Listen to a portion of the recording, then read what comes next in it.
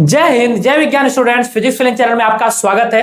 तो आज मैं आपको एनएलएम चैप्टर पढ़ाने वाला हूं। इससे पहले मैंने काइनेमेटिक्स का 1D motion and 2D motion दोनों ही कंप्लीट करा दिया है। अब हम एनएलएम की बात करते हैं। ध्यान रहे, हम पिछले 5 साल के क्वेश्चन कंटिन्यू करते जा रहे हैं। ये स्पेशली नीट के लिए प्रोग्राम किया गया है, जिसमें हम नीट को लेकर चल रहे हैं। एडवांस का बैच अलग चल रहा है, उसके लिए आपको अलग ज्वाइन करेंगे। ठीक है, नेक्स्ट देखिए। तो अभी हम क्वेश्चन से स्टार्ट करते हैं। 2025 के क्वेश्चन मैंने लिया है। 2025 के 2 क्वेश्चन है। उन दोनों क्वेश्चन में कॉन्सेप्ट थोड़े अच्छे लग रहे हैं, तो मैं चाहता हूं कि आप बेसिक से स्टार्ट करके फिर उसको करें। यानी कि पहले इसको करके थोड़ा आपको पता चले कि नीट में आते कैसे क्वेश्चन जनरली, और 2025 में आया कैसा था। ठीक है, मैं ये नहीं कह रहा हूं 2025 में बहुत हार्ड आया था, लेकिन जनरली से थोड़ा सा अच्छा आ गया था। ठीक है, चलिए बात करते हैं। तो यहाँ पर नीट 2024 नीट का जो भी है, तो यहाँ पर ये बोला गया है कि एक बॉक्स है। ठीक है ना, बॉक्स का मास दे रखा है कितना कि 5 kg का बॉक्स है। उसको पुल किया जा रहा है। ठीक है, किसी फ्रिक्शनलेस प्लेन पर, इंक्लाइन प्लेन 30 डिग्री पे दे रखा है विद हॉरिजॉन्टल। ठीक है, जैसा वो बोल रहा है वैसे एक बार डायग्राम बनाए क्या। देखिए भाई, ऐसा एक डायग्राम बना लेते हैं, उससे ऐसा बना लेते हैं। ये एंगल बोला जा रहा है कि 30 डिग्री है। ठीक है, 30 डिग्री एक इंक्लाइन प्लेन है, उस पर खींचा जा रहा है। तो पूछा the acceleration of the box. ठीक है, देखिए एक बार,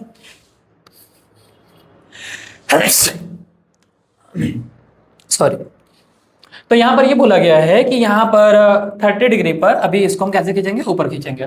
5 kg का मास था। ठीक है, 30 डिग्री पर खींचा गया और जी की वैल्यू दिया हुआ है। और टेंशन कॉर्ड मतलब समझ रहे हो आप, रस्सी से खींची जा रही है। ठीक है ना, जिस रस्सी से खींचा जा रहा है उसमें 30 न्यूटन फोर्स लगाया जा रहा है। कितना? 30 न्यूटन का फोर्स लगाया जा रहा है उसको ऊपर खींचने के लिए। समझ पा रहे हो बात को? ऐसे इंक्लाइन प्लेन रहा होगा और मान लेते हैं कि ये सरफेस यहाँ पर ऐसे है, इसको हम 30 न्यूटन फोर्स लगा के ऊपर खींच रहे हैं। तो पूछा ये जा रहा है कि उसका एक्सेलरेशन कितना होगा, एक्सेलरेशन ऑफ द बॉक्स। ठीक है, तो इस बॉक्स का एक्सेलरेशन कितना होगा, इसके लिए हमें इसका फ्री बॉडी डायग्राम बनाना पड़ेगा। तो वो जो मैंने बनाया है उसको मैं यहाँ पर अगर बनाऊं तो कुछ ऐसा दिख रहा है आपको। बॉक्स पर ऊपर की साइड कितना फोर्स लग रहा है, 30 न्यूटन। नीचे की साइड कोई फोर्स लग रहा है, लग रहा है। क्यों लग रहा है? क्योंकि फ्रिक्शनलेस सरफेस है, तो पक्की बात है यहाँ से जो नॉर्मल बनेगा उससे तो नहीं होगा, लेकिन इसका ना इधर आपको डायरेक्ट याद रखना चाहिए कि इंक्लाइन प्लेन पे जब कोई चीज होता है तो नीचे का डायरेक्शन में यहाँ पर कुछ आपके पास mg sin थीटा लगने लग जाता है। ठीक है, ये नीचे का डायरेक्शन में लगने लग जाएगा। तो नीचे की साइड कौन लग रहा है, mg sin थीटा। ठीक है भाई, mg sin थीटा आपका लग रहा है नीचे। थीटा की वैल्यू फिलहाल 30 डिग्री दिया हुआ है, तो मैं यहाँ 30 लिख दूं। ठीक है, ये बात समझ में आ रही है आपको? तो ऊपर अपने पास ये आ गया है, नीचे ये आ चुका है। आपको पता है एम की वैल्यू भी पता है, जी की वैल्यू भी पता है। ठीक है, तो आप रख सकते हैं यहाँ पर। अच्छा बाय द वे एक बात बताइए मुझे, एक फोर्स इधर लग रहा है, एक इधर लग रहा है। ना ही इधर कोई फोर्स है, ना ही इधर कोई फोर्स है। ठीक है, क्योंकि यहाँ पर एक नॉर्मल फोर्स ऐसे लग रहा होगा। ठीक है, उसको बैलेंस कर रहा होगा, तो वो कैंसिल आउट हो गया, मतलब उसका रोल है नहीं, क्योंकि फ्रिक्शन नहीं है ना, तो उसकी बातें करते नहीं है। तो फंडामेंटल आप डायरेक्ट देख पा रहे हो कि जैसे मान लो कि एक पार्टिकल है, एक इधर खींच रहा है और एक पर्सन इधर खींच रहा है। अब किधर जाएगा, जो ज्यादा फोर्स लगाएगा उसकी तरफ चला जाएगा, यानी जिसका फोर्स बड़ा होगा उसकी तरफ चला जाएगा। तो बिल्कुल वैसे ही कुछ बातें हैं कि जिधर बड़ा होगा। तो फिलहाल मैं ऐसा लिख, तो इक्वेशन क्या लिखेंगे, ध्यान रहे फिजिक्स में इक्वेशन लिखना बहुत ज्यादा इंपॉर्टेंट माना जाता है, क्योंकि इक्वेशन से ही पूरा फिजिक्स सॉल्व होगा। ठीक है, तो फिलहाल 30 माइनस का ये लिख दो, जिसमें कि आप समझ पा रहे हो कि यहाँ जो mg sin थीटा लिखा हुआ है, इसी को मैं लिख देता हूँ यहाँ पर mg sin 30 डिग्री। राइट, तो आप ये देख पा रहे हो क्या, ये मैंने नेट फोर्स लिख दिया। आपने बचपन में फार्मूला पढ़ा होगा कि F इक्वल टू ma, है ना, ये तो आपने पढ़ा भी होगा। अब एक बात और पढ़ लीजिए, ये जो F लिखा हुआ है ना, ये F नहीं होता है, ये F नेट होता है। यानी जितने फोर्स लग रहे होते हैं सबका सम होता है, और जो A होता है ये भी A नेट होता है। यानी सभी एक्सेलरेशन का जो सम ऑन एन एवरेज निकल कर आता है वही एक्सेलरेशन होता है, और जो M होता है वो टोटल होता है, सभी का मास मिलाकर होता है, यानी कि सेंटर ऑफ मास कह सकते हो। फिलहाल में यहाँ पर इसको जो भी कहेंगे, तो ये अगर हमारे पास, आप समझ पा रहे हो ना, ये हमारा अगर नेट फोर्स है तो ये बराबर होता है मास इनटू एक्सेलरेशन के। तो आप देखिए इसको लिख देंगे 30 माइनस का m कितना है 5 और g कितना है 10 मल्टीप्लाई sin 30 की वैल्यू होती है 1/2, तो 1/2 हो जाएगा। इक्वल टू कितना कर देंगे, m a के, और m की वैल्यू कितनी है 5 और इनटू a फॉर एक्सेलरेशन। क्या एक्सेलरेशन यहाँ से डायरेक्ट आ जाएगा, देख लीजिए भाई। इसको हम चाहे तो कट कर देंगे, कितना 5 टाइम्स 2 से 5 टाइम्स, ये 5 5 जा 25 हो जाएगा, 30 में से माइनस हो जाएगा। 30 में से माइनस होगा अगर 30 माइनस कितना 25 बराबर कितना 5 इंटू ए। इसको माइनस करो कितना आ जाएगा 5 इक्वल टू कितना 5a, तो 5/5 इक्वल टू कितना a इक्वल टू कितना 1 मीटर पर सेकंड स्क्वायर। ये अपने पास आंसर आ गया। समझ पा रहे क्या, 1 मीटर पर second square B option. I hope की बात समझ में आ रही है आपको। इस तरह से आपको क्वेश्चन करने हैं भाई। ठीक है, चलिए आगे देखते हैं नेक्स्ट। अगर कोई डाउट रहता है तो कमेंट में आप पूछ लेंगे, ठीक है। और हमें आपको व्हाट्सएप ग्रुप भी इसमें डिस्क्रिप्शन में लिंक दूंगा, वहां से आप चैनल में व्हाट्सएप ग्रुप पे भी आप जुड़ के वहां पे क्वेश्चन डायरेक्ट पूछ सकते हो, यानी कि आप पर्सनल भी हमें व्हाट्सएप पर मैसेज कर पाएंगे और हम आपकी हेल्प करेंगे, ठीक है। चलिए, तो अब हम बात करते हैं नीट 2024 में फिर से ये जो क्वेश्चन आया हुआ है, यहाँ पर बोला गया है कि बॉब है, ठीक है, वो हॉरिजॉन्टल सर्कल में घुमाया जा रहा है, उसका मास दिया हुआ है, स्टार्टिंग इनिशियल स्पीड, इनिशियली आप समझ पा रहे हैं। हॉरिजॉन्टल सर्कल का मतलब ये हो गया कि आप इस पार्टिकल को ऐसे बांध कर, आप समझ पा रहे हो, पार्टिकल को ऐसे बांध लो और ऐसे गोल गोल घुमाओ। हॉरिजॉन्टल मतलब ये हो गया कि नीचे की साइड जो एनजी वगैरह लगे उसको आपको नहीं सोचना है, समझ पा रहे हो। जैसे कि आप इमेजिन करो आपके हाथ में एक प्लेट है, आप घर में जिसमें खाना खाते हो वो प्लेट है, और उसमें एक छोटा सा बॉल है, और उसको ऐसे ऐसे घुमाते अपन बचपन में, तो वैसे अपन मान लो घुमा रहे हैं, ठीक है, कुछ ऐसा कह रहे हैं। तो फिलहाल में स्ट्रिंग बांध के ऐसे से घुमा रहे हैं, तो स्ट्रिंग से बांध कर घुमा रहे हैं, और उसकी इनिशियल स्पीड है ना, तो इनिशियल स्पीड इन्होंने दे दिया है कि 10 RPM, ठीक है। आरपीएम क्या है, अगर आपको बाइक चलाने आता है या स्कूटी चलाने आता है तो आप बाइक या स्कूटी में देखे होंगे वहां आरपीएम लिखा होता है, इसका मतलब होता है रिवॉल्यूशन पर मिनट, ठीक है, रिवॉल्यूशन पर मिनट, यानी कि एक राउंड कितने, मतलब 1 मिनट में कितने राउंड लगा ले रहा है, इसका मतलब ये हो जाएगा, ठीक है। तो फिलहाल ये 10 RPM दिया हुआ है, ओके। बोला गया है कि if the tension in the string is क्वार्टेड, ठीक है ना, okay, while keeping the radius constant, new speed, नया स्पीड क्या हो जाएगा, अगर टेंशन को हमने क्या कर दिया है, टेंशन को हमने 4 गुना कर दिया। अगर आपको याद है तो कल मैंने जो डिस्कस कराया था प्रोजेक्टाइल मोशन, उसमें सर्कुलर मोशन कुछ फंडामेंटल क्वेश्चन आए थे। एक बार आपको थोड़ा सा याद दिलाता हूँ कि देखिए जब कोई चीज जैसे घूमता है गोल गोल ना, तो उस रस्सी में एक टेंशन आ जाएगा, आपको याद है ना, रस्सी को ऐसे घुमाओ, रस्सी अगर गलती से टूट गई बीच से तो वो दूर जाएगा कहीं उड़कर, जो दूर जाएगा कहीं उड़कर, वो क्यों जाएगा, क्योंकि बाहर की साइड कौन सा लग रहा है, सेंट्रीफ्यूगल फोर्स, अंदर साइड लग रहा है सेंट्रीपिटल, वो जो सेंट्रीपिटल है उसका काम टेंशन करेगा इस क्वेश्चन में, ठीक है। सेंट्रीपिटल फोर्स हमेशा बढ़ता रहता है, जैसे कि जो हमारा अर्थ है वो सन के अराउंड जब घूम रहा है तो अर्थ और सन के बीच में क्या लग रहा है, ग्रेविटेशनल फोर्स, ये ग्रेविटेशनल फोर्स किसका काम कर रहा है, सेंट्रीपिटल का। आपको सर्कुलर मोशन डिटेल में थोड़ा सा पढ़ा देंगे एक बार, ठीक है, अभी मैडम की बात करते हैं। तो आप देख पा रहे हो यहाँ कुछ m ओमेगा स्क्वायर आर, ये अपना फार्मूला होता है, ठीक है, m ओमेगा स्क्वायर आर ये फार्मूला होता है। और आपको बताते चल दूं कि ये जो ओमेगा लिखा हुआ है और ये जो आरपीएम लिखा हुआ है, आरपीएम एक तरह से फ्रीक्वेंसी को डिनोट करता है, ठीक है। अगर आपको आइडिया नहीं तो मैं आपको याद दिला देता हूँ कि ओमेगा बराबर ना 2πf होता है, क्या होता है, 2πf, ठीक है। या फिर आपने बचपन में वाली बात सुनी होगी कि ओमेगा बराबर 2π डिवाइड बाई टाइम पीरियड, तो वो वाली बात भी सही है भाई, ठीक है। टाइम पीरियड बराबर सीधा सीधा 1/f होता है। एफ क्या है, फ्रीक्वेंसी होता है। फ्रीक्वेंसी का मतलब आप समझ पा रहे हो, कोई चीज अगर यहाँ पर है और ये ऐसे ऐसे कुछ करने लग गया, तो इसकी जो फ्रीक्वेंसी है कि कितने टाइम में यहाँ से यहाँ जाके, एक बार कंप्लीट किया उसको एक फ्रीक्वेंसी बोलेंगे, 2 बार कंप्लीट किया तो 2 फ्रीक्वेंसी। और टाइम पीरियड का ठीक उल्टा होता है, ये बात समझ में आ गई आपको। फिलहाल में अगर 10 आरपीएम बोल रहा है तो कहना चाह रहा है कि 1 मिनट के अंदर 10 राउंड लगा लिया, तो वो दिया तो आरपीएम है, वैसे तो इसको सेकंड में, जब क्वेश्चन में आता है तो इसको सेकंड में कन्वर्ट करना पड़ता है, ठीक है। लेकिन आपको सेकंड में अभी कन्वर्ट करने की जरूरत नहीं। सेकंड में कन्वर्ट क्यों करना पड़ता है, क्योंकि यहाँ पर मिनट है और हमें एसआई यूनिट जब लेते हैं तो पर सेकंड चाहिए होता है, यानी कि आरपीएस चाहिए होता है। बट फिलहाल में आपको प्रोपोर्शनलिटी के बेस पे आंसर देना है, इसलिए मैं कन्वर्ट नहीं कर रहा हूँ, ठीक है। क्वेश्चन को मैं लंबा नहीं खींचना चाहता आपको, लेकिन पता होना चाहिए कि आरपीएम कभी कभी क्वेश्चन जब आएगा तो आरपीएस में कन्वर्ट करने की जरूरत पड़ेगी। तो 10 मल्टीप्लाई आप उसको मतलब डिवाइड में 60 कर देंगे, तो मतलब मिनट की जब 60 सेकंड होता है 1 मिनट, वो आपको पता ही है। तो आप 10/60 कर दोगे तो ये अपना क्या हो जाएगा, ये अपना आरपीएस हो जाएगा, ठीक है ना, 10 आरपीएस हो जाएगा, ठीक है। इसको अगर हम चाहें तो कन्वर्ट कर सकते हैं, बट फिलहाल इसकी जरूरत नहीं है, तो सीधे आप ओमेगा से देखो। ये और ये क्या है, कांस्टेंट, मास कांस्टेंट वैसे ही होगा, और क्वेश्चन में बोल रखा है कि रेडियस को क्या रखना है, कांस्टेंट रखना है। तो यहाँ पर हमारे पास टेंशन कितना बनने वाला है, प्रोपोर्शनल टू ओमेगा स्क्वायर। अब टेंशन को कितने गुना बोला है, टेंशन बोला गया 4 गुना कर दिया गया, टेंशन को 4t कर दिया गया। अब सोचो जरा, अगर टेंशन को 4t कर दिया गया और ये इसके प्रोपोर्शनल है, आप चाहो तो एक फार्मूला बना सकते हो, क्योंकि जब भी कोई चीज प्रोपोर्शनल में आता है तो फार्मूला बन सकता है वहां से आराम से। इसके लिए रटने की जरूरत नहीं, फार्मूला आप डायरेक्ट बना सकते हो। t1/t2 जो होगा वो बराबर होगा किसके, ω1/ω2 का होल स्क्वायर, ऐसा लिख सकते हैं।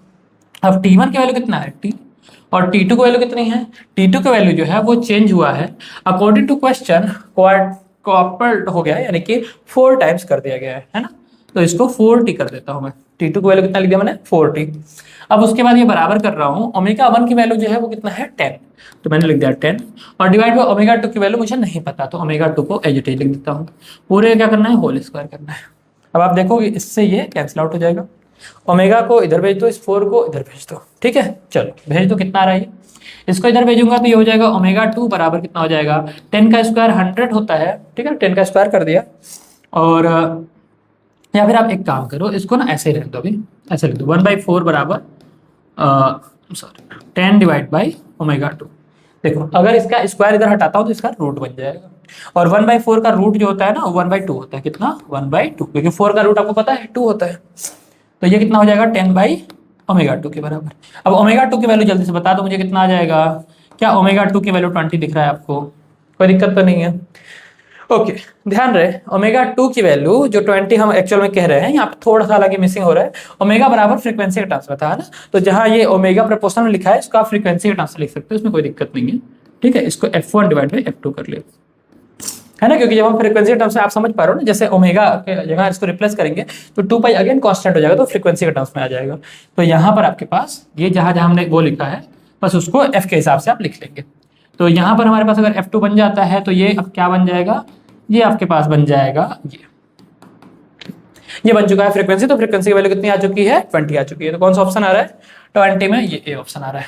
आप क्या चीज समझ पाए बात? ओमेगा आज से आप कर सकते हैं, लेकिन क्वेश्चन के अकॉर्डिंग आरपीएम दिया हुआ है, और मेरा कहना ये है कि आरपीएम से ना ही उसको आरपीएस में कन्वर्ट करने की जरूरत है, ना ही उसको ओमेगा बनाने की जरूरत है, क्योंकि ओमेगा जब हम बनाएंगे तो वहां पर 2 पाई अगेन कांस्टेंट आएगा, और कहीं अगर प्रोपोर्शनलिटी से काम बनता है तो हमें वहां दिमाग नहीं लगाना है, क्योंकि आपके पास 1 मिनट में ही क्वेश्चन करना होगा। आपको बताने में टाइम लगा, लेकिन तो इस क्वेश्चन को अगर मैं करता तो मुझे 30 सेकंड ही लगते। ठीक है, सीरियसली आपको 30 सेकंड में ही करना होंगे ऐसे क्वेश्चन, क्योंकि 1 मिनट आप बचा के रखेंगे उन क्वेश्चन के लिए जो थोड़े अच्छे होंगे। समझ पा रहे बात को? क्योंकि ये प्रोपोर्शनलिटी का था, अगर आप दिमाग लगाओगे तो आप डायरेक्ट सोचोगे। सपोज दैट, चलो मान लेते हैं कि ये मेथड 1 है, अगर मैं मेथड 2 की बात करूं, मुझे फास्ट करना होगा तो मैं कैसे करूंगा? मैं सीधे बोलूंगा कि एक सर्कल में स्ट्रिंग घूम रहा है हॉरिजॉन्टल, इसका मतलब जिसका कोई टेंशन लेना नहीं मुझे, स्पीड इन्होंने 10 आरपीएस बोल दिया, तो मैं सीधे डायरेक्ट सोचूंगा कि टी जो होता है वो प्रोपोर्शनल होता है ओमेगा स्क्वायर के, और आरपीएस की बात चल रही है, इसका मतलब मैं मतलब आरपीएम की बात चल रही है, तो मैं समझ जाऊंगा टी प्रोपोर्शनल होगा एफ स्क्वायर के, और उसके हिसाब से डायरेक्ट बोल दूंगा कि अगर आपने 4t किया है तो f को कितना होना पड़ेगा? f को 2f होना पड़ेगा, क्योंकि 2f का जब स्क्वायर होगा तभी तो वहां पे 4 बनेगा। क्या समझ पा रहे हो बात को? तो हमें डायरेक्ट मतलब ऐसे क्वेश्चन मैंने बोला ना 30 सेकंड सफिशिएंट होगा आपके लिए। ठीक है, चलिए अगर और फास्ट करने का तरीका डालना है तो फिर कमेंट करिए, आपको और भी ट्रिक बताए जाएंगे। क्योंकि कोटा में मैं पिछले 5 साल से पढ़ा रहा हूँ, और मैं हर तरह तरह के नए नए ट्रिक्स बनाते रहता हूँ, बच्चों को बताते रहता हूँ, बहुत सारे बच्चों को सेलेक्ट भी कराया है। तो आप भी अगर पूछेंगे, ग्रुप से जुड़ेंगे तो आपकी पूरी हेल्प की जाएगी। ओके, चलिए देखते हैं आगे। नेक्स्ट है कि हॉरिजॉन्टल फोर्स लगाया जा रहा है। ठीक है ना, हॉरिजॉन्टल फोर्स 10 न्यूटन का फोर्स लगाया जा रहा है यहाँ पर, अप्लाई टू ब्लॉक। ठीक है, सो इन फिगर ब्लॉक हमारे पास ए और बी दोनों का मास भी दे रखा है। ठीक है, मास तो यहाँ पे लिखा भी हुआ है एक तरह से। ठीक है, block slides over the frictionless surface, the force exerted by the block A on the B. A और बी, ए बी पर कितना फोर्स लगा रहा है, मतलब बेसिकली नॉर्मल पूछ रहा है। और ऐसे क्वेश्चन में और क्या पूछ भी क्या सकता है, ऐसा क्वेश्चन आपको देख के समझ जाना चाहिए ना। आपके लिए मैंने पढ़ा था, अगर मुझे करना होता तो मैं नहीं पढ़ता, है ना, क्योंकि डायग्राम में देख के बहुत सारी चीजें पता चल जाती है। आप सोचो ना, जितना चाहिए बताया सब कुछ डायग्राम में तो लिखा ही हुआ है पहले से। ठीक है, आपको क्या निकालना है? नॉर्मल निकालना है। कैसे निकालेंगे? इक्वेशन बना के। क्या बनाएंगे? Free body diagram. ठीक है, फ्री बॉडी डायग्राम बनाएंगे। ये लो भाई, जो 2 kg का ब्लॉक है उस पे इधर से आप फोर्स लगा रहे हो कितना? 10 न्यूटन का फोर्स लगा रहे हो। ठीक है भाई, बात समझ में आ रही है? 10 न्यूटन का फोर्स आप लगा रहे हो कितना? 2 kg ब्लॉक पर। तो इधर से क्या लग रहा होगा? नॉर्मल। समझ पा रहे हो नहीं बात को? इमेजिन करो कि यहाँ पर एक ब्लॉक है और उस ब्लॉक के पीछे एक ब्लॉक है, मैं इस ब्लॉक पर फोर्स लगा रहा हूँ, तो पीछे वाला ब्लॉक इसकी वजह से आगे जाएगा ना, तो इसलिए इसको क्या बोलते हैं यहाँ पर? नॉर्मल। अब ये जो 3 kg वाला ब्लॉक है ये किसकी वजह से चल रहा है? 3 kg वाला चल रहा है नॉर्मल की वजह से। एक्शन रिएक्शन, अगर ये इस पे लगाएगा तो ये भी तो इस पे लगाएगा, तो 2 kg वाला 3 kg वाले पे लगाएगा और 3 kg वाला आगे बढ़ेगा, उसको रोकने वाला कोई नहीं, क्योंकि ये फ्रिक्शनलेस सरफेस पर है। ठीक है, हॉरिजॉन्टल रेस्पेक्टिवली। ठीक है, ये देखिए फ्रिक्शनलेस सरफेस, तो फ्रिक्शन वगैरह की बात करनी नहीं, फ्रिक्शन नहीं है, इसलिए क्वेश्चन और ज्यादा आसान है। अब जरा सोचिए, आप यहाँ से क्या बनाएंगे? इक्वेशन बनाएंगे। मैंने आपको बताया था फोर्स के लिए नेट फोर्स देखना होता है, तो बताइए नेट फोर्स कितना है? इसमें माइनस कर दो, क्योंकि ये जीतेगा, जीतेगा भाई जीतेगा, 10 न्यूटन वाला जीतेगा। तो 10 माइनस कितना? n किसके बराबर कर दूं? 2a के बराबर। Equation number 1। समझ पा रहे बात को? सेकंड इक्वेशन इससे बना ले। इसका इक्वेशन क्या बन रहा है? इसका इक्वेशन बन रहा है कि नॉर्मल फोर्स लगा रहा है किसमें? 3 kg वाले ब्लॉक पर। 3 kg वाले ब्लॉक पर नॉर्मल की वजह से आगे जा रहा है, तो नॉर्मल बराबर कितना हो जाएगा? 3 × a लिख दूंगा। Equation number 2। क्या कर दो? इन दोनों को ऐड कर दो। अगर इन दोनों को ऐड करूंगा तो कितना बनेगा? क्या ये नॉर्मल से नॉर्मल कैंसिल आउट हो जाएगा? तो 10 बराबर कितना बन जाएगा? 5 है। अब अगर 10 बराबर 5 है, यानी कि a बराबर कितना आ गया? 2 मीटर पर सेकंड स्क्वायर। किसकी वैल्यू आ चुकी है, ए की। कहाँ रख दूं, यहाँ पर। तो नॉर्मल की वैल्यू निकल कर आ जाएगी। नॉर्मल की वैल्यू कितनी आ जाएगी, 3a। तो यानी कि 3 इंटू ए की वैल्यू कितनी है, 2।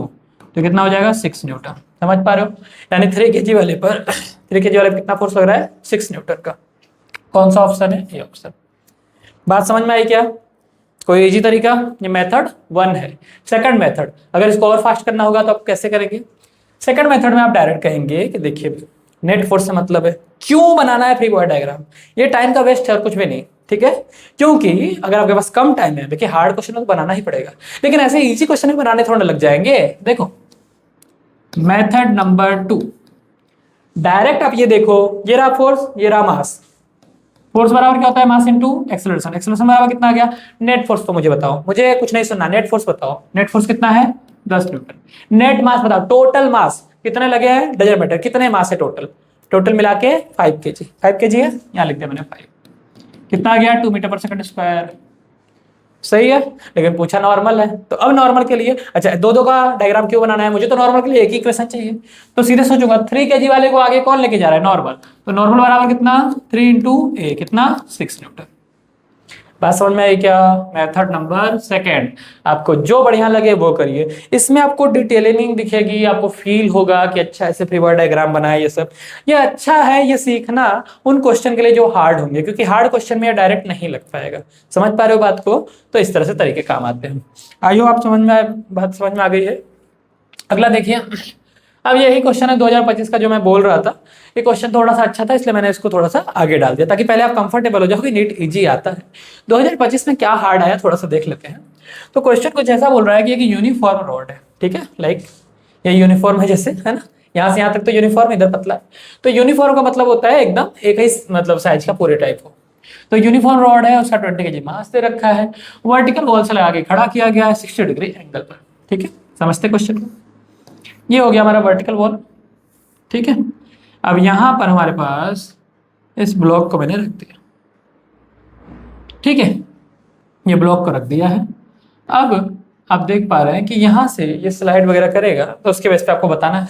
क्वेश्चन के अकॉर्डिंग ये 60 डिग्री है, कितना 60 डिग्री एंगल बना रहा है। देखिए vertical wall making an angle 60 degree of 60 degree with it. कहां से, वॉल से 60 डिग्री एंगल बना रहा है, ये कहना चाह रहा है, ठीक है भाई।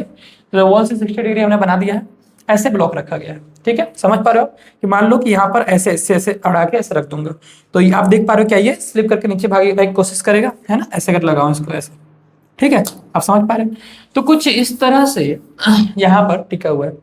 तो अब क्वेश्चन कहना चाह रहा है कि आप ये बताइए कि the friction force of the floor exert on the rod, rod पर फ्रिक्शन फोर्स कितना लगाएगा। क्योंकि आपने नोटिस किया अगर, तो मेरे हाथ के पे जो था, मेरा हाथ और इसके बीच में फ्रिक्शन लग रहा था, जिसकी वजह से रुक रहा था। अगर फ्रिक्शन ना लगता, जैसे कि यहाँ पे नहीं लग रहा था, आप देखो ये जो साइड में जाने की कोशिश कर रहा है ना, वो इसलिए कोशिश कर रहा है क्योंकि इसके और इसके बीच में फ्रिक्शन काम नहीं कर रहा, मेरे हाथ के बीच में काम कर रहा है। क्योंकि हाथ इसके कंपेयर में थोड़ा सा कंफर्ट है और ये बिल्कुल हार्ड है, इसलिए यहाँ पे फ्रिक्शन काम नहीं कर पा रहा है। मैं ये नहीं कहूंगा नहीं है लेकिन कम है, ठीक है। देखो भाई, तो यहाँ पर हमें इसको थोड़ा समझना पड़ेगा। तो एक काम करते हैं, एक फोर्स यहाँ से लगा देते हैं, एक फोर्स यहाँ से लगा देते हैं, जो जनरली पहले डायरेक्ट लग रहा है उसकी बात करते हैं।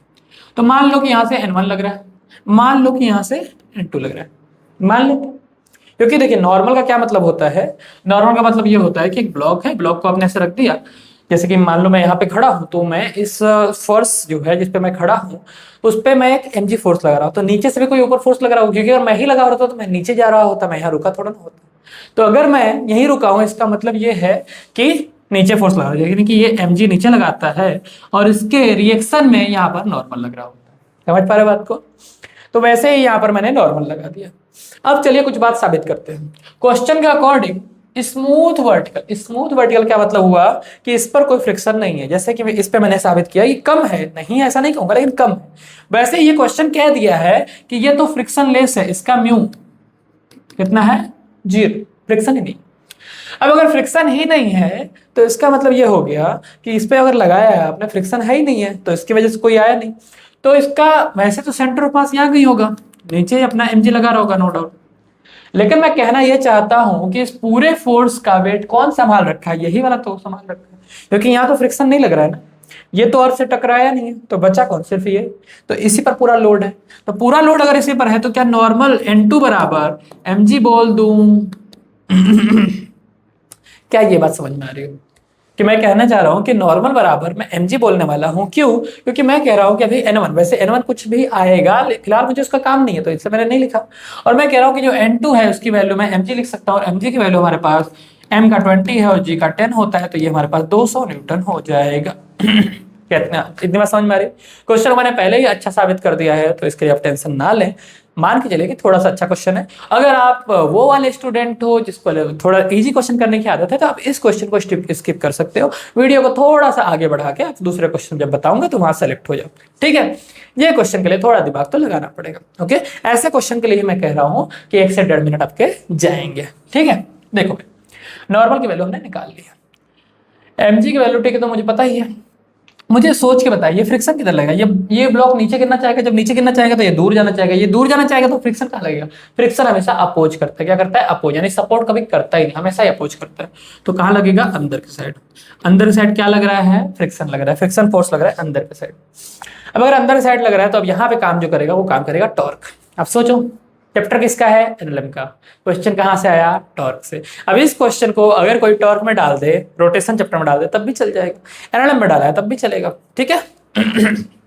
बेसिक नॉलेज पर आएगा। मेंस एडवांस में तो हमेशा ही मिक्स चैप्टर आते हैं, कभी कभी इसमें भी आ सकता है, तो मेंस लेवल के थोड़ा आसपास तो जा ही रहा है ना। देखो अब ये फोर्स कहाँ लग रहा है? ये फोर्स लग रहा है अंदर के साइड। और अगर मैं यहाँ पर टॉर्क लगाता हूँ तो पहले तो ये समझिए बात को कि टॉर्क जब हम लगा रहे होते हैं तो टॉर्क को बैलेंस कराना होता है, ठीक है। जितने टॉर्क लग रहे हैं उस टॉर्क को किसी न किसी से बैलेंस कराना होता है, ताकि पता चले कि उस टॉर्क पे अपोज में कोई चल रहा है कि नहीं चल रहा है। अगर नहीं चल रहा है तो टॉर्क बराबर आई अल्फा होता है, उसको बैलेंस कराना पड़ता है। फिलहाल में टॉर्क पहले मैं फ्रिक्शन की वजह से देखूंगा, तो फ्रिक्शन लग रहा है ऐसे, और टॉर्क जो होता है ना वो परपेंडिकुलर फोर्स देखता है। मतलब समझो ऐसे अगर कोई चीज है, इसमें मैं फोर्स ऐसे लगा रहा हूँ, तो ऐसे अगर फोर्स लगाया तो ये पूरा यहाँ से यहाँ तक का जो डिस्टेंस है ये आर का काम करेगा। और टॉर्क बराबर क्या होता है? टॉर्क बराबर आपको यहाँ लिख देते हैं कि ये होता है आर क्रॉस एफ, ठीक है। ये टॉर्क के बेसिक फार्मूले हैं, किसके? टॉर्क के। चलो तो फिलहाल इसको टाउ से डिनोट करते हैं टॉर्क को। तो टॉर्क 1 जो फर्स्ट वाला इसकी वजह से लगा, फ्रिक्शन की वजह से, तो ये वाला फोर्स और ये इसके परपेंडिकुलर, क्योंकि इसके हमें परपेंडिकुलर लेना है। तो ये पूरा लेंथ क्वेश्चन के अकॉर्डिंग एल है, सही है। एल की वैल्यू हमें दिया है क्या? 5 फीट, ठीक है ना। तो 5 मीटर का जो लेंथ है, हालांकि इसका उतना काम नहीं पड़ेगा लेकिन फिर भी, तो ये जो एल है इसका मुझे एंगल पे मुझे चाहिए नहीं, वैसे वहां 60 तो 30 होगा, लेकिन ये मुझे नहीं चाहिए। मुझे क्या चाहिए? सीधा इसका परपेंडिकुलर। तो आप परपेंडिकुलर या तो ऐसे ले लो या तो ऐसे निकाल लो, दोनों एक ही बातें हैं। तो अगर यहाँ पर एल है तो इसका ये जो ये वाला कंपोनेंट होगा इसको मैं क्या एल कॉस थीटा बोल पाऊंगा? तो मैं ऐसे लिख दूं कि फिलहाल में एल कॉस थीटा यानी एल कॉस 60, ठीक है। एल कॉस 60 लिख दिया मैंने, और इसमें मल्टीप्लाई कर दूंगा किसका? एफ, फ्रिक्शन फोर्स का। तो मैंने टॉर्क 1 तो लिख दिया। अब टॉर्क 2, कितने फोर्स हैं जो इसको ऐसे ही घुमाने की कोशिश कर रहे हैं? जरा ध्यान से आप देखो, ये फोर्स इधर लग रहा है, mg जो है इस पॉइंट के अराउंड। अच्छा एक काम करते हैं, पॉइंट का नाम लिख देता हूँ, ये पॉइंट ए है और ये पॉइंट बी है।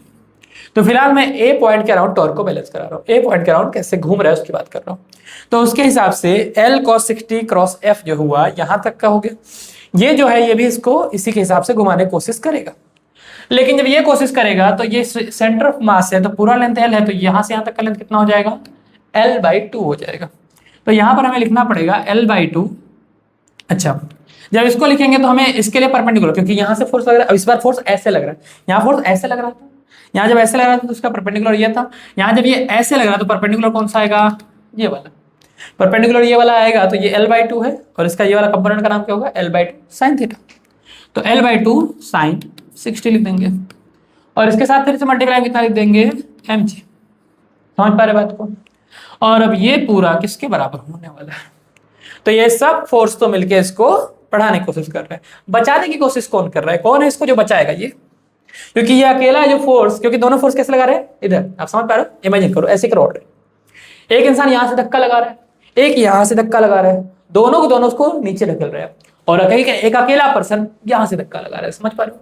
जब एक अकेला पर्सन यहां से लगा रहा है तो इन दोनों पर्सन जो यहां से लगा रहे थे इनको रोक के कौन रखा है? अकेला इसमें रुक रहा है। तो वैसा ही कुछ ये और ये दोनों ही फोर्स कहाँ लगा रहे हैं, नीचे, ठीक है, नीचे घुमाने की कोशिश कर रहे हैं इस पॉइंट के अराउंड। लेकिन ये जो नॉर्मल है या अकेला किधर लगा रहा है, इधर ऐसे फोर्स लगा रहा है। तो अगर ये ऐसे फोर्स लगा रहा है तो अब यहाँ पे हम कह सकते हैं, सबसे पहले N2 लिख लो, या फिर चाहो तो पहले L लिखो, कोई दिक्कत नहीं है। फिलहाल मैं इसके लिए ये अब काम करेगा परपेंडिकुलर का, समझ पा रहे हो। तो L का ये वाले कंपोनेंट का नाम बोलना, क्या साइन थीटा बोल दूं, यहाँ कॉस लिखा था, यहाँ साइन बोलो, और पूरा L लूंगा फिर से, L/2 नहीं, L/2 केवल इसमें चलेगा। तो कितना लिख दूं, इसको लिख देता हूं L sin 60।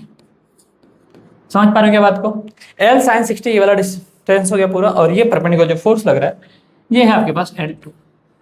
ये वो इक्वेशन है जो फाइनली इस क्वेश्चन को सॉल्व कर सकता है।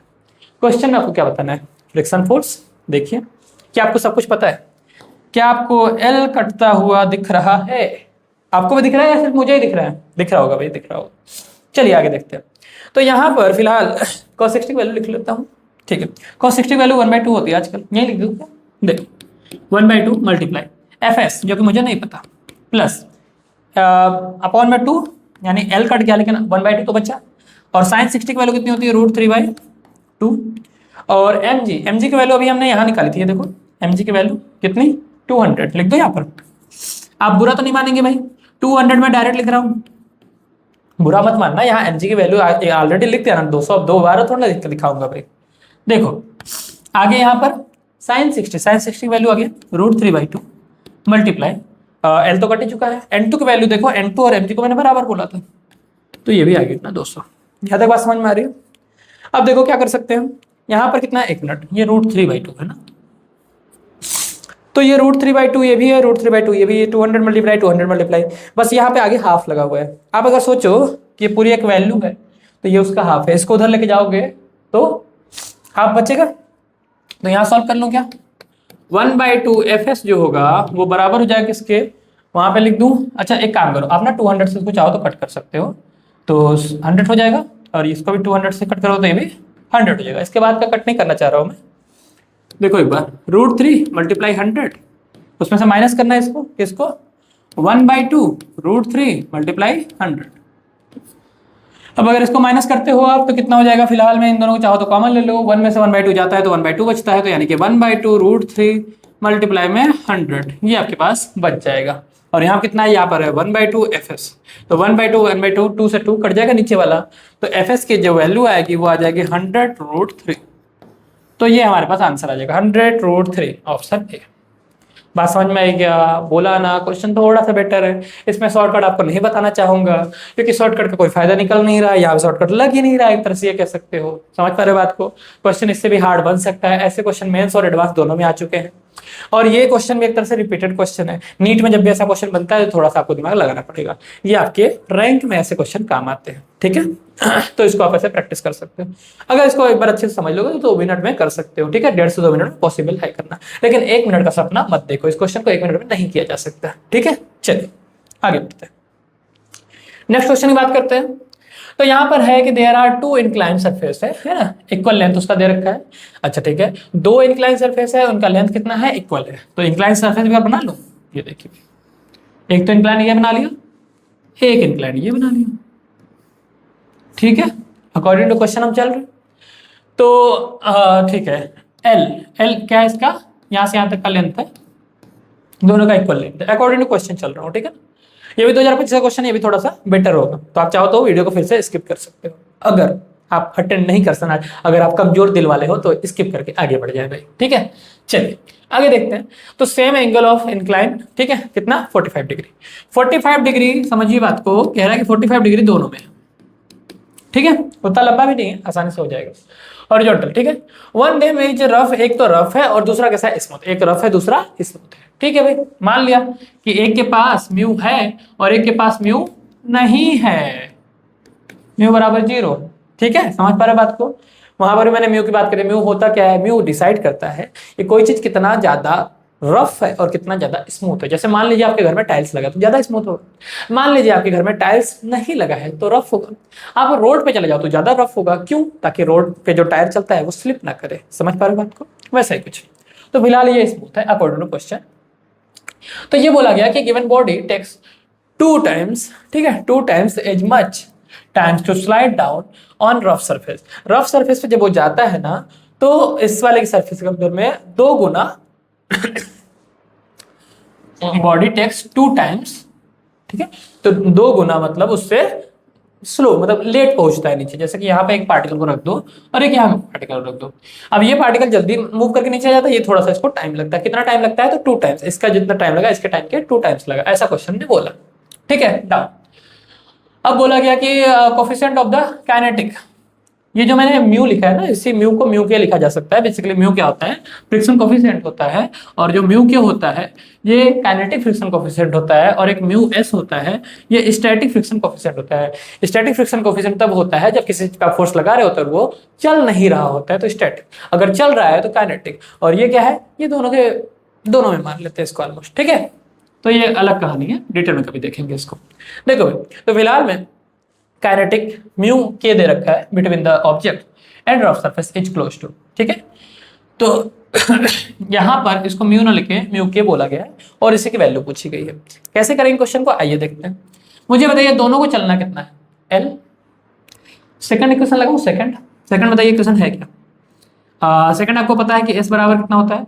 दोनों रेस्ट से स्टार्ट हो रहा है तो UT plus half eighty square होता है। मैं यूटी को हटा दूं क्योंकि यू तो 0 है, तो डायरेक्ट मैं लिखने वाला हूं हाफ एटी स्क्वायर, ठीक है, हाफ एटी स्क्वायर। लेकिन मुझे ये भी पता है कि हाफ ए की जगह जी लिख सकता हूं क्योंकि नीचे कौन सा लग रहा है? ग्रेविटी लग रहा है, ठीक है।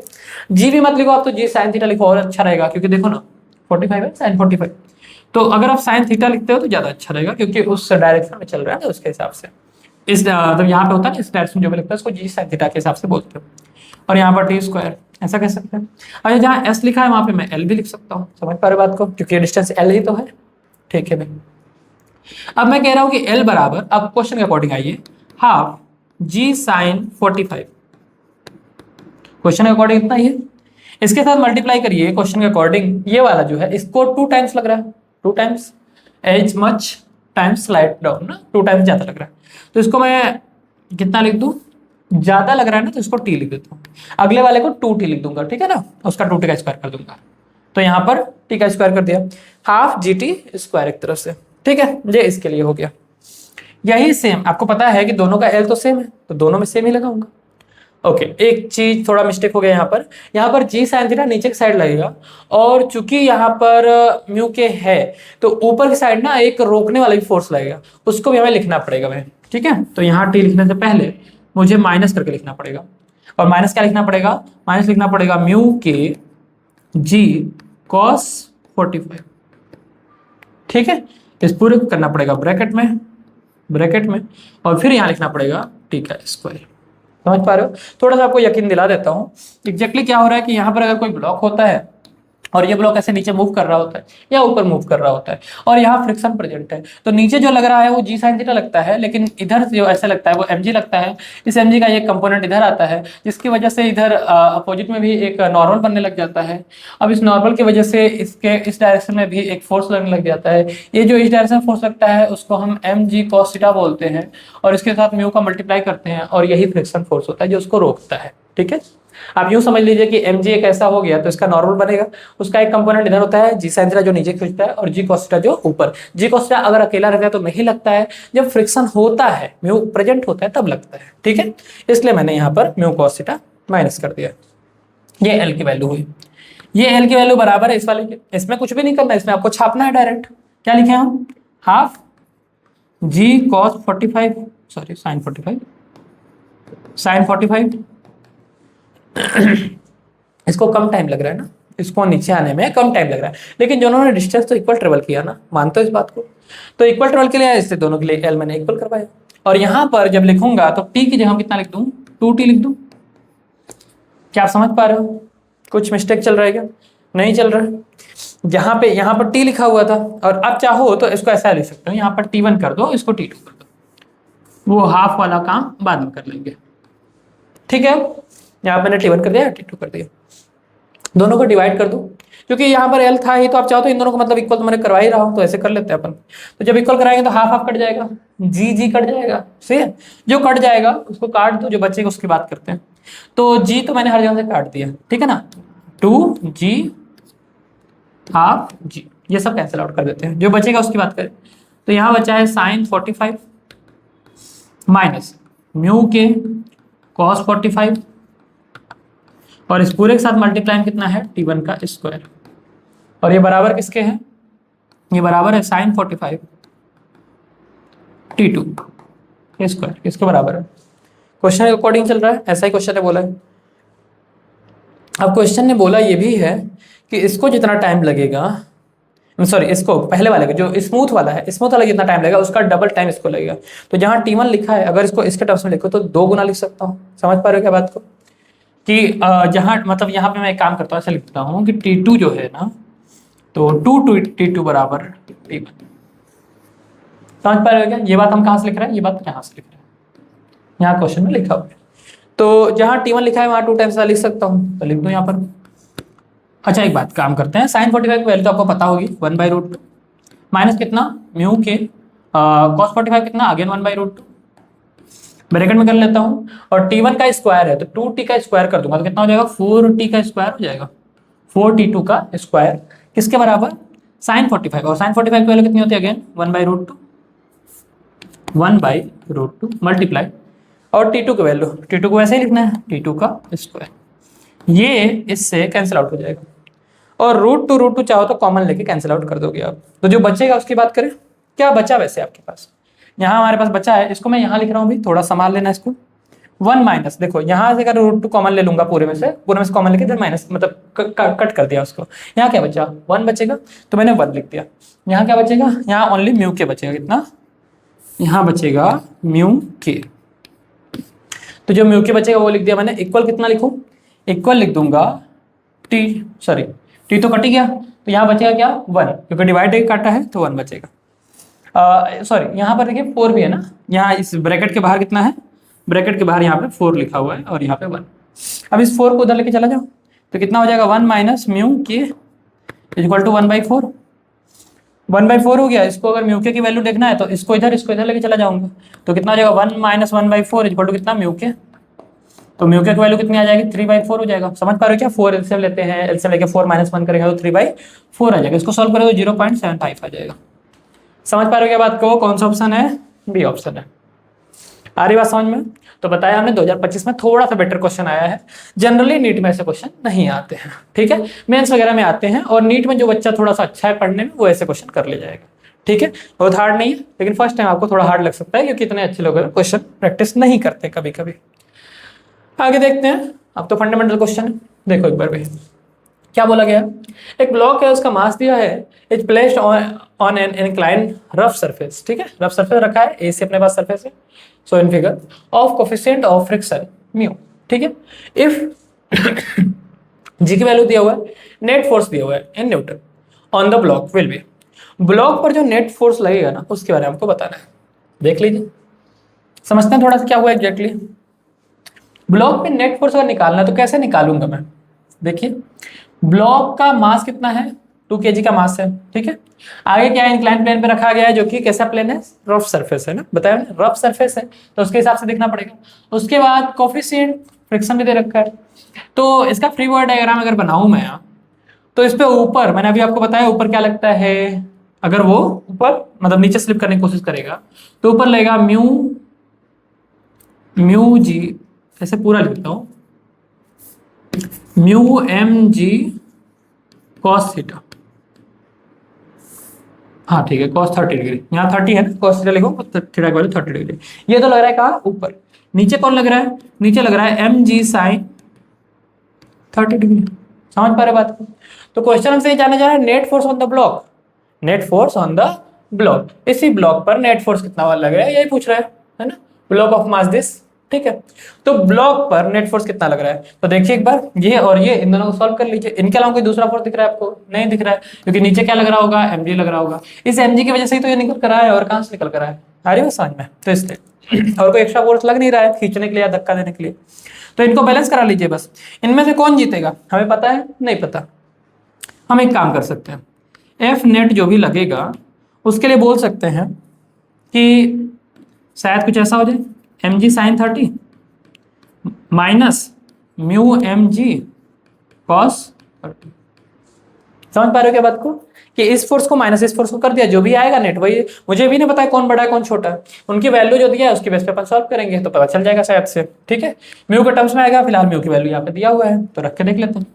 तो एफ नेट जो भी आएगा कितना आएगा, एम जी कॉमन दिख रहा है आपको, कॉमन ले लो, एम जी कॉमन ले लिया, अंदर कितना बचा साइन 30, साइन 30 की वैल्यू कितनी होती है 1/2 माइनस म्यू, म्यू की वैल्यू कितनी है 1/√3 लिख दो 1/√3, और क्या बचा cos 30, cos 30 की वैल्यू कितनी होती है √3/2। समझ पा रहे हो क्या बात को, अब √3/2 कैंसिल आउट हो जाएगा, कैंसिल आउट हो जाएगा और ये 1/2 ये -1/2 कितना हो जाएगा 0। एम जी की वैल्यू रखने की कहाँ जरूरत आ रही है, एफ नेट की वैल्यू कितनी आ गई 0। आई क्या बात समझ में, तो बताया ना सारे क्वेश्चन थोड़ा हार्ड है, ऐसे क्वेश्चन तो फटाफट से करोगे भाई, ऐसे में नाक मत कटाना मेरी, जल्दी जल्दी करना। ठीक है, चलिए आगे बढ़ते हैं, नेक्स्ट क्वेश्चन की बात करें तो calculate the maximum acceleration of the moving car so the line on the floor the car remaining stationary. ठीक है, coefficient of static friction between the body and floor is this. ठीक है, ठीक है, maximum acceleration moving the body floor. ठीक है, तो ये अपने पास एक फ्लोर पे एक ब्लॉक या एक कार रख लेते हैं, ऐसा क्वेश्चन कुछ कह रहा है, रिमेन स्टेशनरी। ठीक है, वो रुका हुआ है, मतलब ये कहना ये चाह रहे हैं कि आप तो ये बताओ कि calculate the maximum acceleration moving the car body lying on the. ठीक है, ठीक है, समझिए थोड़ा सा क्या कहना चाह रहे हैं, ऐसा कहना चाह रहे हैं कि जैसे एक रोड है, इस रोड पे एक कार है, इस कार के ऊपर एक बॉक्स रखा हुआ है, ये कह रहे हैं कार को मैक्सिमम कितने एक्सेलरेशन से लेकर जाए ताकि ऊपर जो रखा हुआ सामान है वो सामान स्लिप ना करे।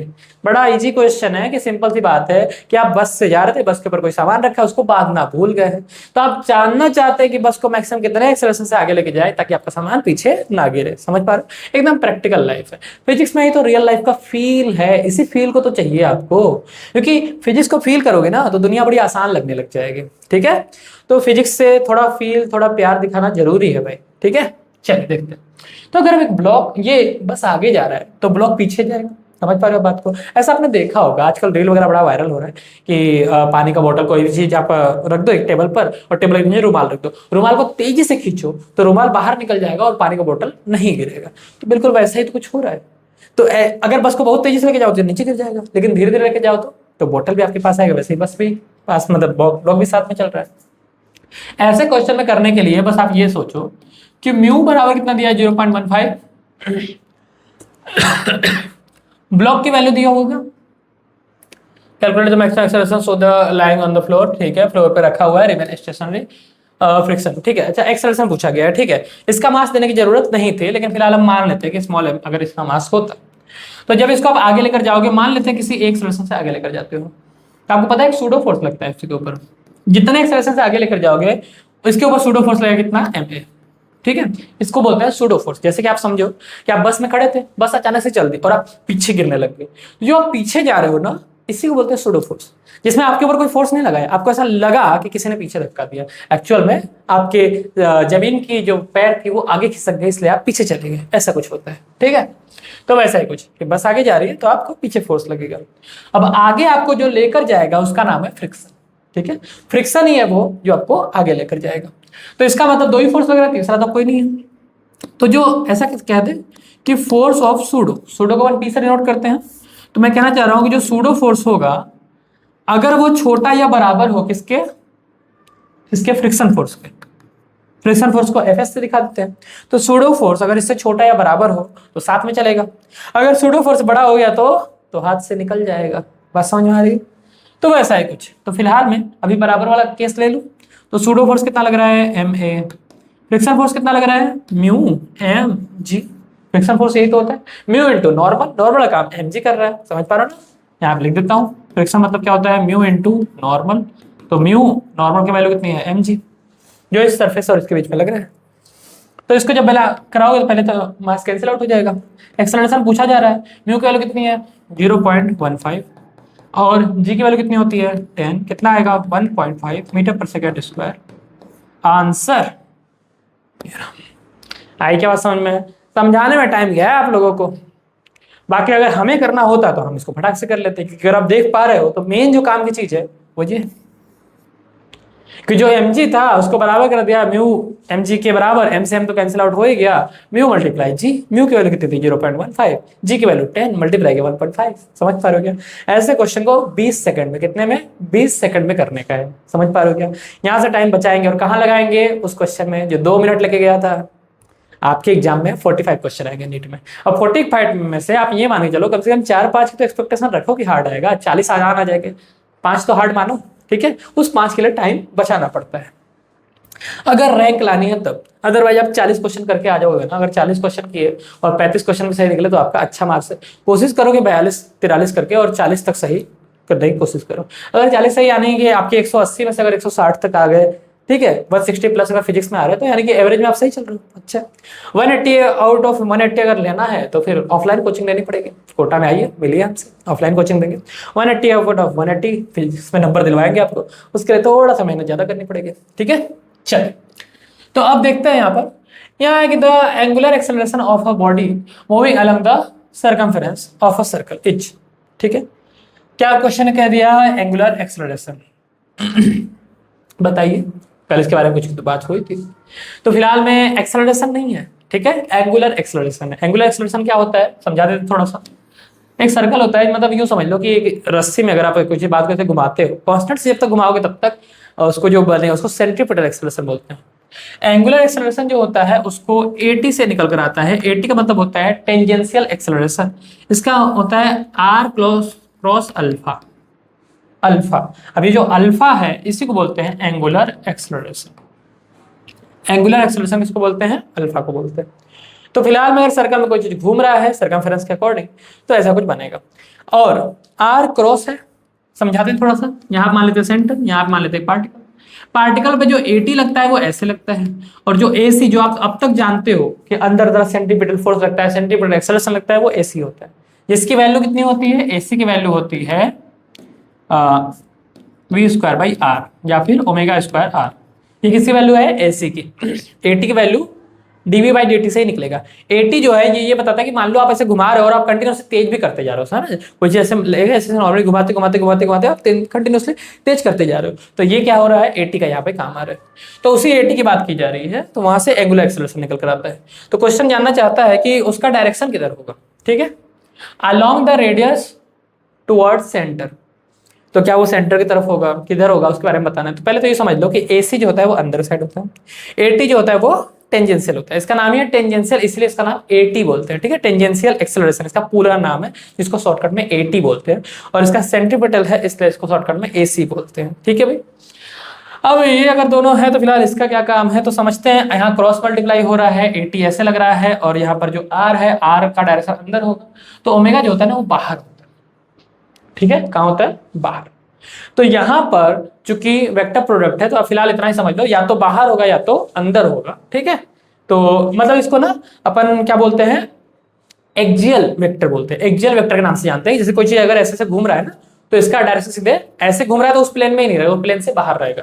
तो ये ऐसे घूम रहा है तो उस प्लेन से या तो इधर होगा या तो अंदर होगा। अब ऐसा कोई ऑप्शन है, along the radius toward centre, नहीं, along the axis of the rotation, लो भाई सेकंड में ही सही मिल गया। अलोंग द टेंजेंट पोजीशन, 80 है वो अल्फा नहीं है, ठीक है। और क्या है, along the radius away the centre, अरे भाई अवे द सेंटर वो सेंट्रीफ्यूगल होता है, ठीक है। समझ में आ गई ये बात है। Axial axis of the rotation या फिर एक्सियल वेक्टर, ध्यान रखना इस बात को, ठीक है। ऐसे क्वेश्चन कभी कभी आ जाते हैं और ये बिल्कुल थोड़ा सा थियरी टाइप में आ जाता है, ठीक है। आगे देखिए, आगे आपसे बोला गया है कि the restoring force of the spring of the block. देखिए स्प्रिंग ऑफ द ब्लॉक जब भी फोर्स बोल रहा है तो इसमें कुछ दिमाग लाने की जरूरत है नहीं। आपको पता होगा कि फोर्स बराबर ना -kx भी होता है स्प्रिंग के केस में, है ma तो होता ही है, मैं मना नहीं कर रहा हूँ कि ma नहीं होता, होता है लेकिन -kx भी होता है। k क्या है, स्प्रिंग कांस्टेंट, x क्या है, जो स्प्रिंग खींचते हो ना, जितना खींचता है उसी को x बोलते हैं। तो कह रहा है कि f और x में कैसा होगा ग्राफ, देख लो। आपको कहीं स्क्वायर दिख रहा है, नहीं दिख रहा है, तो पैराबोला तो होगा नहीं, कैसा होगा, स्ट्रेट लाइन। कितने ग्राफ है स्ट्रेट लाइन में, सिर्फ 2। क्या आपको माइनस दिख रहा है, नहीं दिख रहा है, चश्मा लगाइए भाई, माइनस दिखा, ठीक। अब अगर माइनस दिख रहा है तो graph, generally graph straight line का ग्राफ कैसा होता है, ऐसा होता है। अगर माइनस लग गया तो ऐसा हो जाएगा, ऐसा, अरे चलना, ऐसा हो जाएगा अगर माइनस लग गया तो ऐसा कौन सा ऑप्शन कह रहा है ये, तो ऑप्शन बी सही हो जाएगा। आई क्या बात समझ में। ऐसे क्वेश्चन आते रहते हैं और करते रहना इसको। आगे देख लीजिए नेक्स्ट क्वेश्चन क्या कह रहा है। नेक्स्ट में आपसे बोला जा रहा है कि द डायग्राम शोन, ठीक है, the normal reaction force between the 2 kg 1 kg। Normal reaction force आपको पहले मैंने बता दिया है कि फ्री बॉडी डायग्राम बना के सॉल्व करना पड़ेगा, क्योंकि नॉर्मल आप डायरेक्ट नहीं निकाल सकते। अब मैं आपको याद दिला दूं कि मैंने उसमें शॉर्टकट लगाया था और मैंने बोला भी था कि शॉर्टकट हमेशा नहीं लगेगा, और ये समय वो आ चुका है। 2022 के अंदर जो क्वेश्चन आया था इसमें शॉर्टकट नहीं लग रहा है, तो डायरेक्ट आप नहीं कर सकते। तो फिलहाल बारी बारी से कर लो, क्या फर्क पड़ता है। या फिर एक बार को डायरेक्ट भी सोच सकते हैं। मैं तो कहता हूँ डायरेक्ट कर लो, समझ में आएगी तो बातें। नेट फोर्स क्या करें, नेट फोर्स और नेट मास। तो मैं तो चला एक्सेलरेशन निकाल लूं। एक्सेलरेशन बराबर F net upon M total, M total, F net upon M total. Notes आपको मिल जाएगा भाई डिस्क्रिप्शन में ना, टेंशन मत लेना। तो एफ नेट कितना है, तो फोर्स इधर से कितना लग रहा है 18 न्यूटन, इधर से कितना लग रहा है 60 न्यूटन। आपको पता है कि ये सारे block M G sine theta नीचे की साइड लगाएंगे, ठीक है। तो ओवरऑल आप अगर देख पाओगे तो क्या पता चलेगा कि नीचे से ऊपर कितना लग रहा है 60 न्यूटन, ऊपर से नीचे कितना लग रहा है, क्योंकि देखिए इस डायरेक्शन में कोई फोर्स होगा नहीं। ये कैसा है, कंसीडर सरफेस स्मूथ, फ्रिक्शन नहीं दिया है, क्योंकि इतने ब्लॉक में फ्रिक्शन देगा तो ये आपके में थोड़ा ना आएगा भाई, आपका नीट है ना, नीट में वालों में तो इतना हार्ड आएगा नहीं, ठीक है। आप तो मासूम हो, ठीक है, किसमें आता है, हार्ड वाले बच्चों में आता है। तो फिलहाल में अगर स्मूथ है तो कैसा आएगा, तो ये कुछ ऐसा आ जाएगा कि यहाँ पे स्मूथ सरफेस है तो 60 हमने कर दिया इधर का फोर्स, इधर से कितना लग रहा है 18, तो मैंने माइनस कर दिया 18। अब उसमें अगेन माइनस करो, क्या माइनस करो, नीचे जो लग रहा है mg sin थीटा लग रहा है। अब आपको पता है कि नीचे डायरेक्शन कौन सा लगता है, ब्लॉक पे नीचे डायरेक्शन लगता है mg sin theta. sin theta का वैल्यू भी 30 डिग्री दे रखा है। अब दिक्कत ये है कि यहाँ पर m जो है ना वो एक m नहीं है, 1 2 3, तो ले लो तीनों को ले लो। तो 1 kg 2 kg 3 kg कितना हुआ 6 kg हुआ, इतना जोड़ने आ रहा है तो कितना हो गया 6 kg। तो आप चाहो तो यहाँ पे लिख सकते हो ना 6 × 10 × sin 30 की वैल्यू, समझ पा रहे बात को। तो कितना हो जाएगा 60 × 1/2 कितना हो जाएगा 30, तो माइनस कर दो। आप समझ पा रहे हो ना कहाँ से 30 लेकर आया, बहुत हार्ड तो नहीं है। देखो अब इसको कैसे करेंगे, अब इसको कैसे क्या करेंगे, इसको माइनस कर लो। तो 60 में से 30 कितना बचा 30, 30 में से फिर 18 भी माइनस कर देना, कितना बचेगा 12। तो 12 न्यूटन, तो सॉरी 12 न्यूटन नहीं, अच्छा अपॉन एक्सेलरेशन भी तो करना था भाई, सॉरी मास। तो टोटल मास कितना आया था 6, तो 6 अपॉन में कर दो। इसको भी सॉल्व करा कितना आया 12, 12 अपॉन 6 कितना आएगा 2 मीटर पर सेकंड स्क्वायर क्या आ गया एक्सेलरेशन। ये किसका कमाल है, शॉर्टकट का कमाल है, क्योंकि शॉर्टकट से हमने इसका फ्री बॉडी डायग्राम नहीं बनाया, हमने डायरेक्ट एक्सेलरेशन लिखा, क्योंकि नीट में इतना टाइम नहीं होगा। अब इस क्वेश्चन में क्या बोला गया है, बोला ये गया है कि डायग्राम में हमें ये बताइए आप कि normal reaction force between 2 kg and 1 kg, इसके बीच में जो नॉर्मल लगेगा ना वो जानना चाहते हैं। तो मैं आपसे जानना चाहता हूँ कि इसके बीच में जो नॉर्मल लगेगा तो क्या यहाँ पर हम बाकी फोर्स को इग्नोर कर सकते हैं, नहीं कर सकते, क्योंकि इधर से भी फोर्स लग रहा है इधर से भी लग रहा है। अगर इधर वाला फोर्स ना होता ना तो मैं एक बार को सोचता, फिलहाल अभी नहीं सोच सकता। तो अब हम फ्री बॉडी डायग्राम बनाना पड़ेगा। फिर इसको बताने का क्या फायदा हुआ, फायदा ये हुआ कि अगर क्वेश्चन आपसे एक्सेलरेशन पूछा होता तो आप डायरेक्ट से बता देते। अभी अब नॉर्मल पूछ रहा है तो हमें नॉर्मल के लिए इक्वेशन बनाने पड़ेंगे। इक्वेशन बनाइए फिर। फ्री बॉडी डायग्राम किसका, सभी का, क्योंकि हमें इसका निकालना है और शॉर्टकट कोई है नहीं, ठीक है। तो अगर एक्सेलरेशन पूछता तो हम डायरेक्ट कर लेते, और ध्यान ऐसा पूछा गया एक्सेलरेशन इसलिए आपके काम आएगा, और जो निकाला है अभी उसका काम लेंगे, डोंट वरी। चलो फिलहाल में 3 को बारी बारी सबकी बात कर लेते हैं।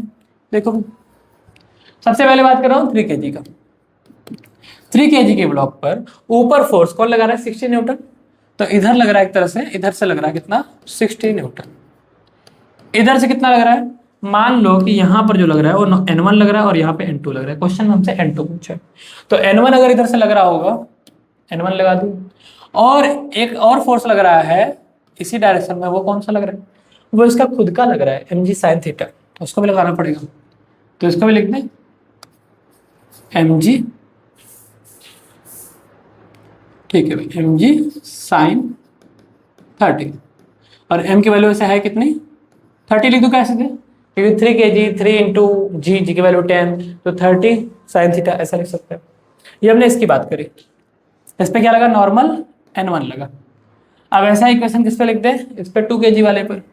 तो मुझे 2 इक्वेशन सॉल्व करके हालांकि आंसर आ जाएगा, इसलिए मैं इतना ही सॉल्व कर लेता हूँ। तो आप चाहो तो इस पे इक्वेशन लिखो, तो इक्वेशन कैसे लिखोगे 60 माइनस कितना, माइनस करोगे N1, और इसमें और माइनस क्या करोगे, माइनस करोगे 30 sin 30, तो 30 sin 30 की वैल्यू कितनी होती है 1/2, और ये किसके बराबर होगा ma के, उसका मास इंटू एक्सेलरेशन के, तो 3a।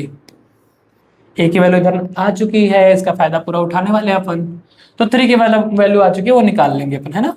तो यहाँ से आप चाहो तो n1 की वैल्यू निकाल लोगे, और ये n1 काम करेगा इसकी वैल्यू निकालने में, तो निकाल लो n1 की वैल्यू फिर। तो n1 को उधर है और इसको इधर लेकर आ जाओ, कोई दिक्कत तो नहीं है, फिलहाल ये इससे कट जाएगा, तो कितना हो जाएगा 15, तो 60 में से जब 15 जाएगा तो 45 बचेगा, तो यहाँ लिख देता हूँ 45, इसको माइनस कर लेता हूँ 3a, और इसको इधर लेके जाता हूँ n1, तो यहाँ पर हो जाएगा 45 माइनस का 3a, और 3 लिख दिया, और a की वैल्यू आई है 2, तो 2 यहाँ लिख दो। आसान कर रहा है, फायदा भी हो रहा है, देखो ना शॉर्टकट का फायदा हो रहा है। अभी इसमें हम करते हैं ना तो ए की वैल्यू निकालने में भी बहुत टाइम जाता, ठीक है।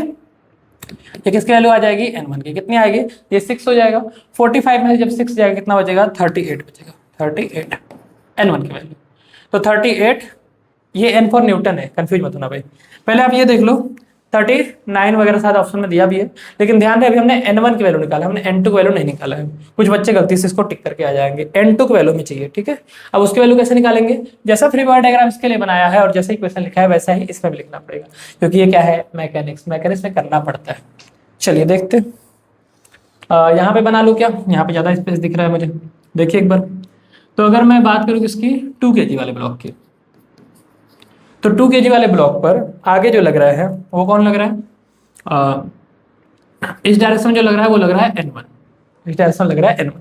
उधर से जो लग रहा है वो क्या लग रहा है, वो लग रहा है ऐसे n2 लग रहा है, और क्या लग रहा है, और वही mg साइन थीटा इसका खुद का, तो खुद का लगा दिया कितना 20 साइन थीटा लिख दूं क्या, 20 साइन 30। आप समझ पा रहे हो 20 साइन 30 क्यों लिख रहा हूं मैं, क्योंकि जैसे इसमें लिखा था 30 मतलब वही mg साइन थीटा ही लिख रहा हूं एक तरह से।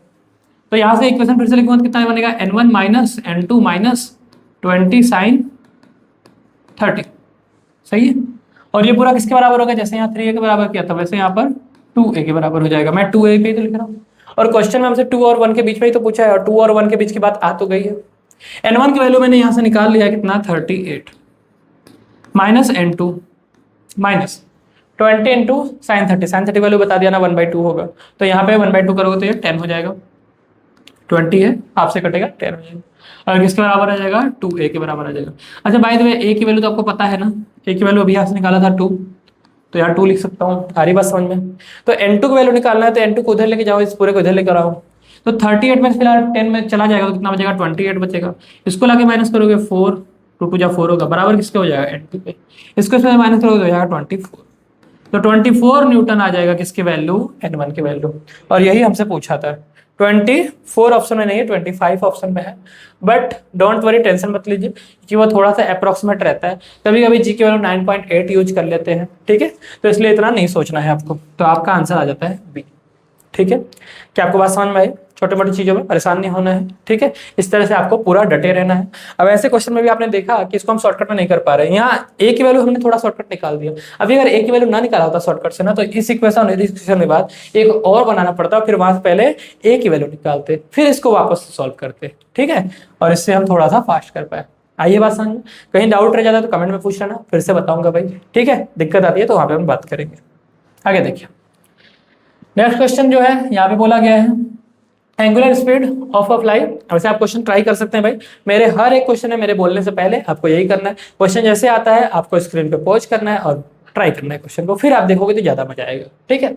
चलिए तो यहाँ पर बोला गया है कि angular speed of a fly wheel moving with uniform angular acceleration दिया हुआ है, चेंज फ्रॉम 1200 आरपीएम, ठीक है, 1200 आरपीएम से 3120 इतने आरपीएम इन 16 सेकेंड, ठीक है, तो एंगुलर एक्सेलरेशन इन रेडियन पर सेकंड। तो पहले तो आपको समझा दूं कि एक्सेलरेशन बराबर क्या होता है, आपको पता होगा एक्सेलरेशन बराबर delta we by delta T होता है, ये आपने पढ़ा होगा स्ट्रेट लाइन में। अभी सर्कुलर मोशन का कमाल देख लीजिए, सर्कुलर मोशन में आपके पास अल्फा बराबर delta omega upon delta T हो जाता है, फंडामेंटल समझो एकदम, delta omega upon delta T हो जाता है, बस खत्म कहानी। अब चूंकि ये प्रोपोर्शनल होता है तो आरपीएम वगैरह को लेकर ज्यादा सोचने की जरूरत तो है नहीं, लेकिन फिर भी अगर आप निकाल लेते हो तो बेटर है। तो एक काम करते हैं, आरपीएम से हम अब ओमेगा निकाल के दिखाते हैं भाई। ओमेगा बराबर क्या होता है, ओमेगा बराबर होता है 2 पाई एफ। फिलहाल में एफ की वैल्यू दिया हुआ है लेकिन आरपीएम में है तो मुझे एस में चाहिए। ध्यान रहे रेडियन पर सेकंड स्क्वायर में सामने वाला मांग रहा है आंसर, इसका मतलब एस आपको करना ही पड़ेगा। ठीक है, तो देखिए 2 पाई एफ की वैल्यू कितना लिख दूं 1200 लिख देता हूं 1200 अपॉन में कितना लिख दूं, क्योंकि आरपीएम है, एम कहाँ है अपॉन में, और एम की जगह कितना लिखना है सेकंड लिखना है, तो 1 मिनट में कितने सेकंड होते हैं 60, इसलिए मुझे 60 से क्या करना पड़ेगा डिवाइड। आ रही है बात समझ में? अब 60 डिवाइड करूँ तो 0 0 कट जाएगा और इससे कट जाएगा 2 टाइम्स में, तो यानी कि ये हो जाएगा 20, तो 22 जाएगा हो जाएगा 40, तो हो जाएगा 40 पाई। किसकी वैल्यू आ गई ओमेगा 1 की वैल्यू आ गई, ओमेगा 1 की वैल्यू आ गई। आई होप कि आपको बात समझ में आई।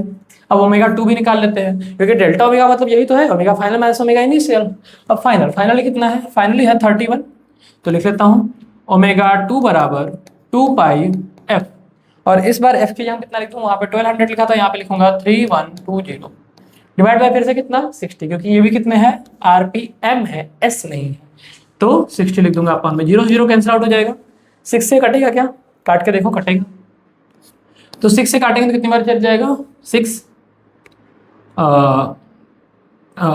5 टाइम्स है ना, 5 टाइम्स लेके चले जाएंगे, कितना बचेगा 1 बचेगा, और फिर इधर जाएगा तो 2 टाइम्स 52 आ जाएगा, 52 का 2 से मल्टीप्लाई कर देंगे तो कितना आ जाएगा 104 हो जाएगा, तो 104 पाई ऐसा कुछ बन जाएगा। किसकी वैल्यू आ गई ओमेगा 2 की भी वैल्यू आ चुकी है।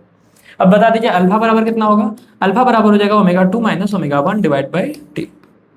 तो ओमेगा 2 की वैल्यू कितनी दिख रही है आपको 104 पाई, माइनस ओमेगा 1 की वैल्यू कितनी दिख रही है 40 पाई, डिवाइड बाई टाइम कितना दिख रहा है अकॉर्डिंग टू क्वेश्चन 16 सेकेंड, तो यहाँ पे लिखता हूँ 16। बात समझ में आ रही है क्या? पाई चाहो तो आप कॉमन ले लो, 104 में से 40 माइनस करोगे तो कितना आएगा, 100 में से 40 माइनस करते कितना आता है 60, 4 ज्यादा है तो 4 ज्यादा कर देना 64 आ जाएगा। क्या हो जाएगा 64 पाई डिवाइड बाई 16। अब आपको याद होगा 16 के टेबल में 64 आता है कितने बार में, 16 दूनी 32, 16 48, 16 चौके 64, तो 4 बार में, तो 4 पाई रेडियन पर सेकंड स्क्वायर हो जाएगा आंसर। कौन सा ऑप्शन है 4। बात समझ में आई क्या? इस क्वेश्चन को भी आसान बोलते हैं, आपको अगर ये वाला फार्मूला याद रहेगा तो आप क्वेश्चन कर लोगे। ठीक है, ऐसे क्वेश्चन को आपको सॉल्व करते जाना है। तो अभी हमारा यहीं पे खत्म होता है। ठीक है, तो हमारा एनएलएम चैप्टर मैंने फिर से कंप्लीट करा दिया है। इसके बाद जो हम नेक्स्ट लेंगे वो आपका सर्कुलर मोशन का जो भी पार्ट है या फिर वहां पर रोटेशन का जो पार्ट है उसको मैं देख लूंगा एक बार, जिस हिसाब से पीवाईक्यू ऐसे करा दूंगा। इसमें मैंने जब कराया तो एनएलएम में आपके सर्कुलर मोशन में काफी हद तक आ गए। ध्यान रहे सर्कुलर मोशन आपका पीछा नहीं छोड़ता, वर्क पर एनर्जी जब आप करते हो तो फिर से आता है। तो मैं एक बार देख लूंगा सर्कुलर मोशन के अगर ज्यादा क्वेश्चन होंगे तो मैं पहले सर्कुलर मोशन लूंगा, अदरवाइज मैं आपको वर्क पर एनर्जी के क्वेश्चन करा दूंगा। ठीक है, आई होप वो सारी चीज समझ में आ रही है। अगर समझ में आ रही है तो आप चैनल को सब्सक्राइब और वीडियो को लाइक कर सकते हैं, और अपने कमेंट अपने सजेशन कमेंट्स में लिख सकते हैं। ठीक है, और मेरे व्हाट्सएप चैनल ग्रुप को ज्वाइन करिए, अपने डाउट्स ज्यादा से ज्यादा पूछिए, मैं आपकी पूरी हेल्प करूंगा। ओके, मिलते हैं नेक्स्ट वीडियो में। Thank you so much.